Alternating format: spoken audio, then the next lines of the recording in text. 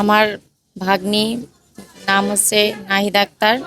এবার running SSC পরীক্ষার্থী, 2টা পরীক্ষা দিয়েছে। বাসায় আসছিল, আমি ঘটনাস্থলে ছিলাম না, আমি ছিলাম মিরপুরে। ওখান থেকে আমি আসি রাত্র 9টার দিকে। আমি ঘটনাস্থলে আইসা দেখছি যে, আর বাকি যা হয়েছে সেটা হয়েছে এখান থেকে 6টার নাগাদ পাওয়া গেছে, সবাই দেখছে, হাসপাতালে নিয়ে গেছে, কিন্তু এখান থেকে ফেরত দিয়ে দিছে, নাই, বেঁচে নাই। আর এই কাজটা যেই করছে আমরা তার সর্বোচ্চ শাস্তি চাই, আর শাস্তিই হচ্ছে যাই সে আমাদের মেয়েকে মারছে, আমরাও চাই সে মারা যাক, সে আর এই দুনিয়াতে বেঁচে না থাক। কারণ ও একটা মেয়েকে মারছে, ও হাজারটা, এখন ছাড়া পাইলে ও আরও হাজারটা মেয়ের এরকম ক্ষতি করতে পারবে, এতে কোনো দ্বিধাদ্বন্দ্ব নেই।